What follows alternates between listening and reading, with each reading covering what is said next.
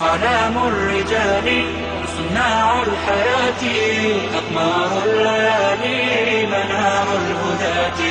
أعلام الرجال صناع الحياة أقمار الليالي منار الهداة.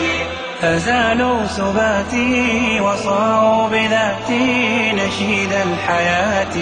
وصاروا بذاتي نشيد الحياة. تركنا الهوانا وعادت قوانا بعزم الأبات. وعادت قوانا بعزم. Viele Dinge werden heute vernachlässigt, es gibt viele Erneuerungen in der Religion.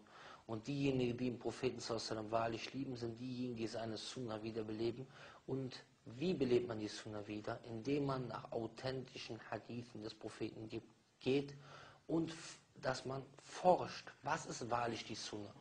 Denn wir sehen, dass viele Dinge heutzutage gemacht werden in der islamischen Umma, die mit der wahren Rechtsleitung, mit dem Licht des Propheten nicht sehr viel zu tun haben.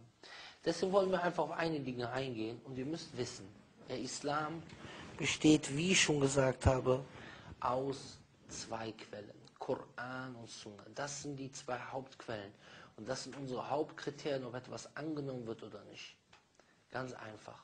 Und als erstes muss bei uns die Niyyah stimmen, dass wir dies für Allah tun. Und als zweites muss es mit dem übereinstimmen, was der Prophet sallallahu gebracht hat. Denn der Prophet sallallahu sagt, Man amila amalan laysa alayhi amruna fahuwa rad.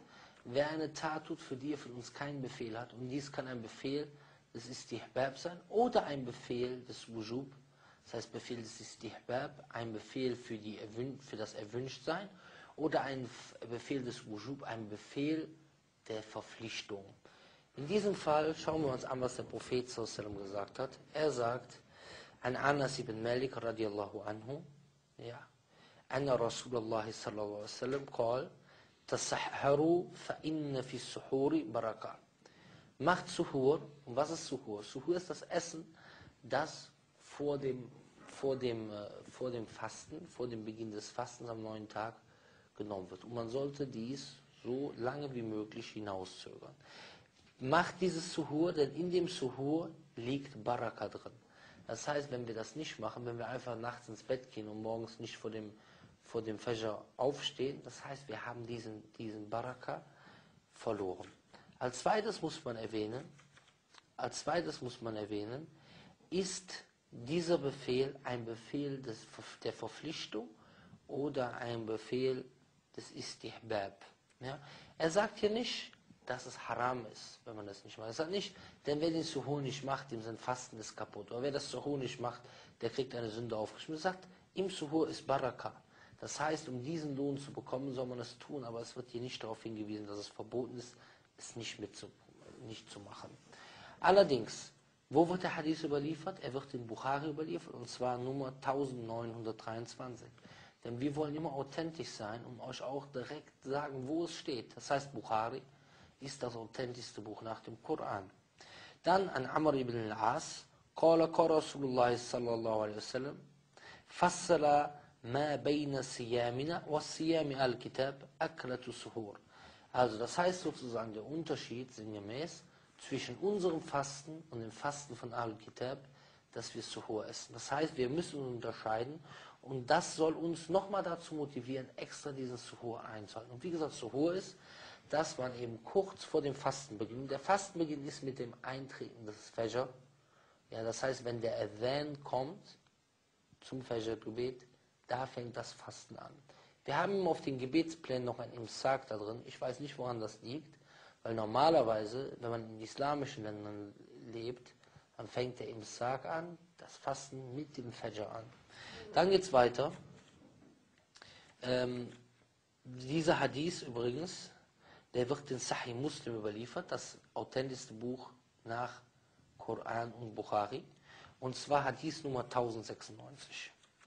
Dann sagt der Prophet sallallahu, und das wird wieder von Abdullah ibn Amr, das wird diesmal von Abdullah ibn Amr wird das überliefert, anna Rasulullah sallallahu qal, dass der Prophet sallallahu sagte, tasahharu walau bijur'ati ma'in. Mach den Suhur und wenn es nur mit einem Schluck Wasser ist. Und dieses Hassan wird von Ibn Hibban überliefert, Hadith Nummer 3476. Dann in Abu Dawud, Hadith Nummer 2345 steht, Ni'amus Suhuril Mu'min at-Tamar. Da steht dann da drin, also wie wundervoll ist der Suhur des Mu'min mit Datteln. Das ist also dazugehört und deswegen kann man jedem empfehlen, auch Datteln zu kaufen im Ramadan, um das Fasten auch zu brechen.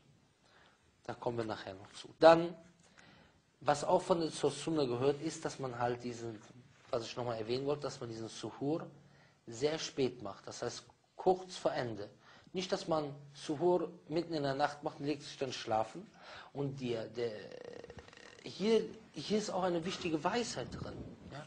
Weil manche Leute denken vielleicht, bei dem Fasten geht es nur um Mashaqqa, nur um Anstrengung, um Schwierigkeit. Aber es ist eher von der Sunna, die Schwierigkeit zu unterlassen, wenn der Prophet eine Erleichterung in etwas hineingebracht hat.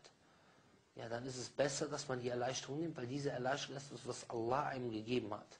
Und in diesem Fall ist es halt einfach so, dass es wirklich etwas ist, worin Baraka liegt, dass es etwas ist, was unser Fasten von den Fasten von Ahlul Kitab unterscheidet.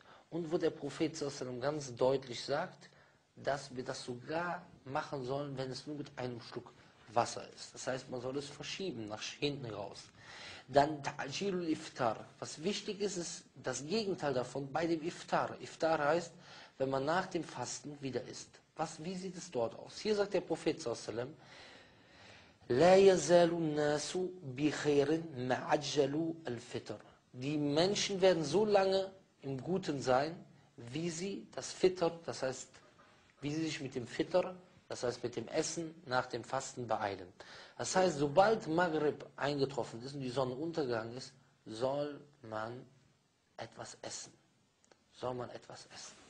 Was ist die Sunna hierbei? Die Sunna ist hierbei, so wie übrigens dieser Hadith wird von Bukhari, Hadith Nummer 1957 überliefert.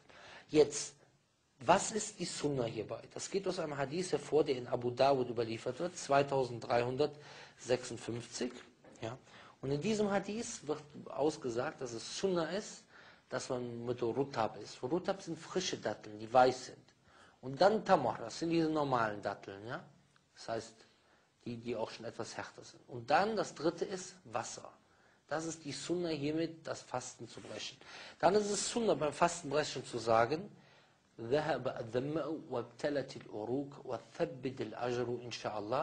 dass man auch während dem Fastenbrechen Dua macht, weil das ein Punkt ist, an dem die Dua inshallah erhört wird. Ja? Dieser Hadith mit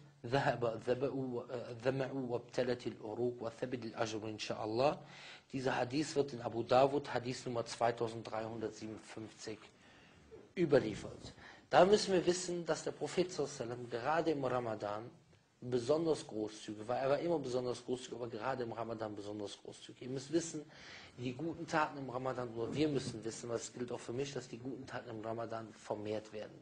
Die Taten in der Nacht werden vermehrt, die Taten am Tag werden vermehrt. Und wenn man am Fasten ist, ja, und man diese Demut vor Allah spürt, ist auch die Wahrscheinlichkeit sehr groß, dass die Dua, das Bittgebet, mit dem man sich Allah zuwendet, von einem angenommen wird. Dann die nächste Sache ist, worauf man im Ramadan achten muss, und dieser Hadith wird auch überliefert, und zwar von Bukhari, Hadith Nummer 1904. إذا كان يوم صوم أحدكم فلا يرفث ولا يسخب ولا يجهل فإن شاتمه أحد أو قاتله فليقل إني صائم. Das heißt, wenn jemand von euch fastet, ja, wenn der Tag vom Fasten von einem kommt, dann soll er nicht obszön reden und er soll keinen Lärm machen und er soll nicht dummes Zeug reden. Und wenn ihn jemand beleidigt, ja, oder ihn bekämpft, dann soll er sagen, ich faste.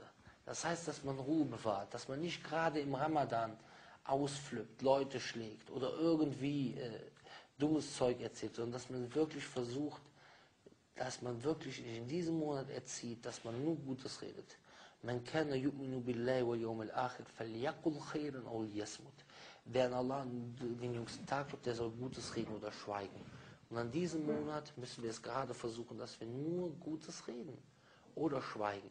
Das heißt noch nicht mal Dinge, dass wir noch nicht mal Dinge reden, die dazwischen sind. Das heißt Dinge, die halal sind, aber weder gut noch schlecht sind. Dass wir versuchen nur, wenn wir reden, dass es ein Dhikr ist, das heißt Erwähnen von Allah oder Koran oder Lehren oder Amal bil Maruf, das gute Gebiete. Das dazu, das sind wie gesagt einige Punkte, die ich euch erwähnen wollte. Ich hoffe, dass wir davon profitieren.